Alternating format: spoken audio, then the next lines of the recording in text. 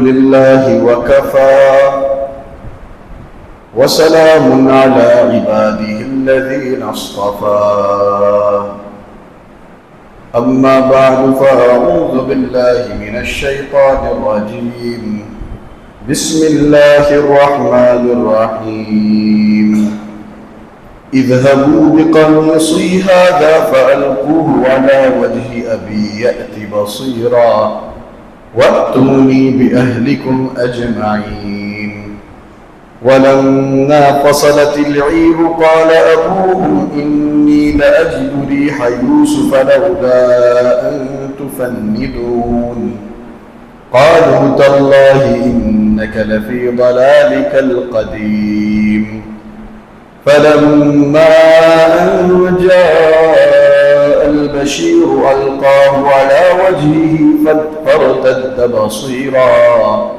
قال ألم أقل لكم إني أعلم من الله ما لا تعلمون صدق الله العظيم. یوسف علیہ السلام نے بھائیوں کو معاف کر دیا اور یوسف علیہ السلام کو حضرت یعقوب علیہ السلام کے نابینا ہونے کا علم ہو گیا ہے. انہیں معلوم ہے کہ حضرت یعقوب علیہ السلام کی آئی سائٹ بینائی تھوڑی کمزور ہو چکی ہے، تھوڑی نہیں بلکہ بہت زیادہ کمزور ہو چکی ہے. اس لیے انہوں نے کہا تم لوگ میرا کرتا لے کر جاؤ اور اسے میرے والد کے چہرے پر ڈال دو. اللہ تعالیٰ کی طرف سے گویا یوسف علیہ السلام کو بتلایا گیا تھا کہ ایسا تم کروانا ان بھائیوں کے پاس، ایسا کرنے سے بینائی لوٹ آئے گی، آئی سائٹ دوبارہ لوٹ آئے گی، ان کی آنکھیں روشن ہو جائیں گی اور اپنے تمام گھر والوں کو لے کر میرے پاس آ جاؤ. یوسف علیہ السلام نے بھائیوں سے کہا. جب قافلہ چلا مصر سے روانہ ہوا، ایجپٹ سے روانہ ہوا بھائیوں کا یہ قافلہ، بھائیوں کی یہ جماعت سیریا کی طرف، کنعان کی طرف، تو ان کے والد کہنے لگے، اب بھائیوں والد کو تو معلوم نہیں، یعقوب علیہ السلام کو تو معلوم نہیں کہ بھائی لوٹ رہے ہیں، خوشخبری لے کر لوٹ رہے ہیں، لیکن یعقوب کہنے لگے اگر تم لوگ مجھے بڑھاپے میں بہتی بہتی باتیں کرنے والا نہ سمجھو تو میں ایک بات کہوں، اگر تم یہ نہ کہو کہ بڑھاپے میں یہ آدمی بہتی بہتی باتیں کر رہا ہے تو پھر میں تم سے ایک بات عرض کروں. وہ بات کیا ہے؟ تو مجھے تو یوسف کی خوشبو آ رہی ہے، مجھے تو یوسف کی خوشبو آ رہی ہے. اب یعقوب کو تھوڑی پتا تھا کہ یوسف علیہ السلام زندہ ہیں، یوسف علیہ السلام سے بھائیوں کی ملاقات ہوئی ہے، یہ سب باتیں یعقوب کو معلوم نہیں ہیں. تقریباً یوسف علیہ السلام کے کنویں میں ڈالے جانے کے بعد سے لے کر اس واقعے تک 80 سال کا فاصلہ ہے، جیسے کہ ابن کثیر رحمۃ اللہ علیہ بیان کرتے ہیں. 7 سال کی عمر میں معصوم چھوٹے بچے یوسف کو کنویں میں ڈال دیا گیا، 80 سال گزرے، اس کے بعد ابھی دوبارہ ریونائٹ ہو رہے ہیں، یعقوب علیہ السلام اپنے لڑکے کے ساتھ مل رہے ہیں، اور کہا جاتا ہے کہ اس کے بعد 23 سال اور اپنے والد کے ساتھ یوسف علیہ السلام نے زندگی گزاری. لیکن کہنے کا مقصد ہے کہ یعقوب کو معلوم نہیں ہے. البتہ اللہ تعالیٰ نے بطور معجزے کے یعقوب علیہ السلام کو یوسف علیہ السلام کی خوشبو سکھا دی. لوگوں نے کہا آپ تو اپنے پرانے وہم میں مبتلا ہیں. قالوا تاللہ انک لفی ضلالک القدیم. وہ بڑے لوگ، بڑے میاں جو ہے وہ بولتے رہتے ہیں، اپنی زبانیں، ان کی زبانیں حرکت کرتی رہتی ہیں، ہونٹ حرکت کرتے رہتے ہیں، بڑھاپے میں یہ بڑے میاں بھی بول رہے ہیں. قالوا تاللہ انک لفی ضلالک القدیم. فلما ان جاء البشیر، لیکن پھر جب خوشخبری دینے والا آ پہنچا اور اس نے یوسف کا کرتا ان کے چہرے پر ڈال دیا. یہ خوشخبری دینے والا کون تھا؟ یعقوب علیہ السلام کا بڑا بیٹا یہودا. کہا جاتا ہے کہ جب یوسف علیہ السلام نے بھائیوں سے کہا کہ میرا یہ کرتا لے کر والد صاحب کے چہرے پر ڈال دینا، تو یہودا نے یہ درخواست کی کہ جس طرح میں نے یعقوب یعنی اپنے ابا کو خبر سنائی تھی یوسف کے کنویں میں ڈالے جانے کی، اور میں نے یوں کہا تھا کہ بھیڑیا کھا گیا ہے، میں یہ چاہتا ہوں کہ اچھی خبر بھی میں ہی دوں، خوشخبری بھی میں ہی سناؤں۔ تو کہا جاتا ہے کہ خوشخبری دینے والے یہودا تھے، اور اس نے یوسف کا کرتا ان کے چہرے پر ڈال دیا تو فوراً ہی آنکھوں کی روشنی واپس آ گئی۔ یعقوب نے کہا کیا میں نے تم سے نہیں کہا تھا کہ مجھ کو اللہ کی طرف سے وہ باتیں معلوم ہیں جو تم کو معلوم نہیں ہے۔ یہ ہوا آج کا ترجمہ۔ اب چند باتیں آج کے سبق سے اخذ کرنے کی ہیں۔ جب بھائی اور یوسف کے درمیان معاملہ ختم ہو رہا تھا، یوسف علیہ السلام نے معاف کر دیا، اور بیان کیا گیا ہے کہ معاف کرنا بہت خوبصورت خصلت ہے، بہت بڑے دل والی خصلت ہے۔ اس کے بعد یوسف علیہ السلام کو جو خوشی ہوگی اپنے والد صاحب سے ملنے کی، ہم اس کا اندازہ بھی لگا سکتے ہیں؟ ذرا سوچو، غور کرو۔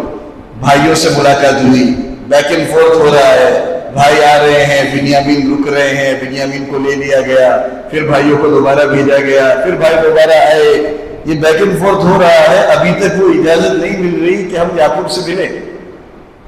اندازہ لگاؤ کہ باپ کو ملنے کی خوشی کتنی ہوگی۔ یوسف علیہ السلام اور یعقوب علیہ السلام کے رشتے کو مد نظر رکھتے ہوئے بہرحال تو جیسے کہ کہا گیا کہ یہودا بھی یہ اجازت چاہیے کہ بڑے بیٹے ہونے کے ناطے میں نے چونکہ وہ بری خبر پہنچائی تھی تو میں خوشخبری پہنچانے والا بھی بنوں۔ اب اندازہ لگاؤ یوسف علیہ السلام نے جو لفظ استعمال کیا ہے، یوں کہا کہ ایک کام کرنا، یہ میرا جو کرتا ہے یہ والد صاحب کے چہرے پر ڈال دینا، اور وَأْتُونِي بِأَهْلِكُمْ أَجْمَعِينَ، اپنے سب گھر والوں کے ساتھ ایک ساتھ میرے پاس آ جانا۔ ڈائریکٹ یوں نہیں کہا کہ ابا جان کو لے کر میرے پاس آ جانا۔ مفسرین نے یہاں پر ایک نقطہ بیان کیا ہے کہ اصل مقصد تو والد صاحب ہی تھے، لیکن انہوں نے ادب کا اتنا زیادہ لحاظ کیا کہ یوں ڈائریکٹ نہیں کہا کہ ابا کو لے کر آنا، نہیں، یہ تھوڑا ادب کے خلاف معلوم ہوتا ہے۔ یوں کہا کہ گھر والوں کو لے کر، جتنے بھی گھر والے ہیں، والد ہیں، والدہ ہیں، اور اسی طرح کہا جاتا ہے روایتوں کے اندر یوسف علیہ السلام کی جو خالہ ہے تو ان کو لے کر میرے پاس اب آ جانا۔ اس میں والد صاحب بھی آ گئے، یہ ادب کا تقاضا ہے۔ باپ کے ساتھ ادب والا معاملہ کیا جاتا ہے، اچھے اچھے القاب سے باپ کو پکارا جاتا ہے، اس کی عزت کی جاتی ہے، پیروں کی جوتیاں سیدھی کی جاتی ہے۔ جن کے والدین نہیں ہیں وہ آج ترس رہے ہیں، لیکن جن کے والدین ہیں وہ اس موقع سے فائدہ اٹھا سکتے ہیں۔ پروردگار نے یہ موقع دیا ہے، ان کی خدمت کرو، دنیا بھی حاصل کر لو اور آخرت بھی حاصل کر لو۔ تو والدین ایک بہت بڑی نعمت ہے، والدین سے فائدہ اٹھانا چاہیے، عزت اور توقیر کرنی چاہیے، ان کو آنکھوں پر بٹھاؤ، پلکوں پر سجاؤ۔ والدین بہت بڑی نعمت ہے، اور اگر یہ چلے گئے ہیں تو ان کے لیے اثار ثواب کرو، مغفرت کی دعائیں کرو، اللہ تبارک و تعالیٰ اس کے صدقے طفیل میں تمہارے کام بنا دے گا۔ بہرحال کہا جاتا ہے عربی میں دین الناس یوما سیقضی ودین ابیک لن تقوی علیہ، ودین الناس یوما سیقضی ودین ابیک لن تقضی علیہ، لن تقوی علیہ۔ لوگوں کا قرض ایک نہ ایک دن چکایا جائے گا، ایک نہ ایک دن آئے گا کہ لوگوں کا جو قرض تم نے لے رکھا ہے اسے تم چکا دو گے، لیکن تمہارے باپ کا قرض تم کبھی نہیں چکا سکو گے۔ تمہارے باپ کا جو قرض تم پر ہے وہ تم کبھی بھی نہیں چکا سکو گے۔ وَدَيْنُ أَبِيكَ لَن تَقْوَى عَلَيْهِ۔ تو والدین کی خدمت کرنا، ان کی فرما برداری کرنا، ان کے سامنے جھک جانا، یہ پیغمبرانہ صفت ہے۔ بلکہ یوں کہا جائے کہ ایک ایسی صفت ہے جو تمام تر نبیوں کے اندر پائی جاتی تھی، تو بعید نہیں، سب نبیوں کے اندر یہ صفت پائی جاتی ہے۔ آپ دیکھو قرآن کریم میں اللہ تبارک و تعالیٰ نوح علیہ السلام کی دعا کو نقل کرتے ہوئے کہتے ہیں کہ نوح نے ہمیں اس طرح پکارا، ربی قال رب اغفر لی، قال نوح ربی۔ اللہ تبارک و تعالیٰ نے 29ویں بارے میں اس دعا کو نقل کیا ہے، ربنا اغفر لی ولوالدی ولمن دخل بیتی مؤمنا وللمؤمنین والمؤمنات ولا تزد الظالمین الا تبارا۔ سورہ نوح کے اندر آخری آیت میں حضرت نوح علیہ السلام دعا مانگ رہے ہیں، پروردگار مجھے معاف کر دے اور میرے والدین کو معاف کر دے، اور جو میری کشتی کے اندر داخل ہو رہا ہے اسے بھی تو معاف کر دے۔ تو دیکھو والدین کا اتنا لحاظ۔ دیکھو تو یحییٰ علیہ السلام کی بھی صفت اللہ تبارک و تعالیٰ نے 16 پارے میں 16ویں پارے میں بیان کی ہے سورہ مریم کے اندر کہ یحییٰ کیسے تھے؟ وَبَرًّا بِوَالِدَيْهِ، اپنے والدین کے فرما بردار تھے۔ عیسیٰ علیہ السلام کے بارے میں بھی یہی الفاظ ملتے ہیں، انہوں نے اللہ تبارک و تعالیٰ نے حضرت عیسیٰ علیہ السلام سے بچپن کے زمانے میں یہ کہلوایا کہ اے عیسیٰ ان سے کہو کہ میں نے تمہیں کیسا بنایا ہے۔ تو عیسیٰ علیہ السلام بچپن کی حالت میں بول اٹھے وَبَرًّا بِوَالِدَتِي وَلَمْ يَجْعَلْنِي جَبَّارًا شَقِيًّا، پروردگار نے مجھے اپنے والدہ کا فرما بردار بنایا ہے، حضرت مریم علیہ السلام کا اس کا کہنا ماننے والا بنایا ہے۔ تو عیسیٰ علیہ السلام، یحییٰ علیہ السلام اور اسی طرح نوح علیہ السلام والدین کا کتنا خیال رکھتے ہیں، اس بات کا اندازہ لگاؤ۔ اسماعیل علیہ السلام اپنے والدین کے ساتھ، اپنے والد کے ساتھ، ابراہیم علیہ السلام کے ساتھ کیا سلوک کرتے ہیں، کیا معاملہ کرتے ہیں؟ جب ان کو کہا گیا کہ بیٹے میں دیکھ رہا ہوں کہ خواب کے اندر تجھے ذبح کرنا ہے، بتا تیری رائے کیا ہے، کیا کیا جائے؟ بچے کو آزما رہے تھے، ورنہ اللہ تعالیٰ کے حکم کے سامنے وہ کسی کو نہیں دیکھ رہے تھے، صرف جاننا چاہتے تھے کہ میرے بچے کے دل میں، میرے بیٹے کے دل میں اللہ تعالیٰ کے اس حکم کو دیکھ کر کیا رائے ہے۔ تو اسماعیل علیہ السلام وہ بھی پیغمبر ہی کے بیٹے تھے نا، خود پیغمبر بنے۔ انہوں نے کیا جواب دیا؟ یا ابت افعل ما تؤمر، پروردگار نے آپ کو جس چیز کا حکم دیا ہے ابا جان آپ اسے کر گزریے، میں تیار ہوں، میں آپ کا لڑکا آپ کے لیے حاضر ہوں۔ یا ابت افعل ما تؤمر، تو بیٹا ایسا ہوتا ہے۔ ابن عباس رضی اللہ تعالیٰ عنہ نے ایک بہت خوبصورت سی بات لکھی تھی، ثلاث آیات مقرونۃ بثلاث لم يقبل منها واحدۃ بغیر قرینتها، 3 آیتیں ایسی ہیں جو 3 چیزوں کے ساتھ ملائی گئی ہیں قرآن کریم میں۔ اگر تمہیں کسی کی مقبولیت چاہیے تو دونوں کی مقبولیت ساتھ میں ہوگی، کسی ایک کی نہیں ہوگی، یعنی ایک کو قبول نہیں کیا جائے گا ایک کو چھوڑ کر، ایک کی قبولیت کے لیے دوسرے کی قبولیت ضروری ہے۔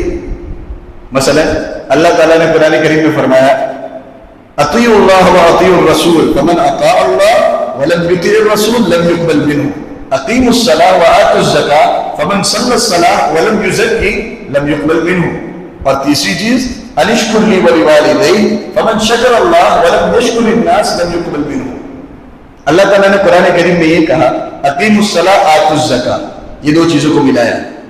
لہذا اگر کوئی صرف نماز پڑھے اور زکوٰۃ ادا نہ کرے تو اس کی نماز مقبول نہیں ہوگی، لم یقبل منہ۔ دونوں چیزیں ضروری ہیں، نماز بھی پڑھو زکوٰۃ بھی ادا کرو، دونوں فریضے ہیں۔ اسی طرح اللہ تعالیٰ نے یوں کہا اطیعوا اللہ واطیعوا الرسول فمن اطاع اللہ ولم یطع الرسول لم یقبل منہ، اللہ کی بھی فرما برداری اختیار کرو اور رسول کی بھی فرما برداری اختیار کرو۔ اگر تم نے اللہ تعالیٰ کا کہنا مانا لیکن رسول کا کہنا نہ مانا تو لم یقبل منہ، یہ مقبول نہیں۔ دراصل رسول کا کہنا ماننا ہی اللہ تعالیٰ کا کہنا ماننا ہے، کیونکہ رسول اللہ صلی اللہ علیہ وسلم نے ہی تو ہمیں اللہ تبارک و تعالیٰ تک پہنچنے کا راستہ بتایا۔ اور تیسری بات یہ کی کہ ان اشکر لی ولوالدی، اللہ تعالیٰ نے قرآن کریم میں اس کو بھی ساتھ میں بیان کیا کہ فرما اپنے والدین کا کہنا مانو اور میرا بھی کہنا مانو۔ لہذا اگر کسی نے فمن شکر اللہ ولم یشکر لوالدی لم یقبل منہ، اگر کوئی شخص اللہ تعالیٰ کا تو شکر ادا کرتا ہے اور اس کا تو کہنا مانتا ہے لیکن اپنے والدین کا شکر ادا نہیں کرتا اور ان کا کہنا نہیں مانتا، لم یقبل منہ، اس سے قبول نہیں کیا جائے گا۔ اس لیے یہ 3 چیزیں ضروری ہیں۔ بہرحال جب بھائیوں کو یہ خبر دی گئی کہ بھائی تمہیں یہ والد صاحب کے چہرے پر ڈالنا ہے، اب وہ خوشی کے عالم میں لوٹ رہے ہیں۔ اندازہ لگاؤ کہ بھائی کس حالت میں اور کیفیت میں یوسف علیہ السلام کے پاس آئے تھے، ایک طرح کی امید لے کر کہ پتہ نہیں ہمیں بنیامین واپس دیں گے بھی یا نہیں دیں گے، پتہ نہیں ہمیں وہ غلہ دیں گے بھی یا نہیں دیں گے، ہم کیا جواب دیں گے والدین کو، آگے کی زندگی کیسے کٹے گی۔ اچانک سے خبر کا پلٹاؤ، پتہ چلتا ہے کہ یوسف ہے، بادشاہ بھی یوسف ہی ہے، ہمیں بنیامین بھی واپس مل گئے، یوسف بھی واپس مل گئے، ہمارے والد صاحب کی آنکھوں کی روشنی بھی دوبارہ آ جائے گی۔ خوشی کا عالم دیکھو، اندازہ لگاؤ کتنی خوشی ہوگی۔ اب لوٹ رہے ہیں اس طرح خوشی کی حالت میں، اور انہوں نے بالآخر ایکسپٹ کر لیا کہ واقعتاً اللہ تعالیٰ نے یوسف کو ایک مقام سے نوازا ہے اور اس مقام تک ہم نہیں پہنچ سکتے، وہ آگے بڑھ چکے، حسد کرنے کا کوئی فائدہ، کوئی مطلب نہیں، جیلسی کا کوئی مطلب نہیں ہے۔ انگریزی میں کہا جاتا ہے acceptance leads to cheers, while expectations leads to tears. یعنی اگر تم سویکار کرو گے، جیسے کہ گجراتی کے اندر کہا جاتا ہے ایکسپٹ کرو گے، تو پھر بہت ساری چیزیں تمہارے لیے آسان ہو جائیں گی اور خوشی کا سبب بنے گی. کیا بھائی اللہ تعالیٰ نے ایسے ہی مقدر کیا تھا، اب آگے بڑھتے ہیں، خوشی کا سبب بنے گی. لیکن بہت سی مرتبہ آدمی ایکسپٹ نہیں کرتا، ایکسپیکٹ کرتا ہے، یعنی لوگوں سے امیدیں قائم کرتا ہے، بہت بڑی بڑی امیدیں قائم کرتا ہے کہ اس کو تو ایسا کرنا چاہیے تھا، اس کے ساتھ تو یہ ہونا چاہیے تھا، میری یہ چاہت تھی.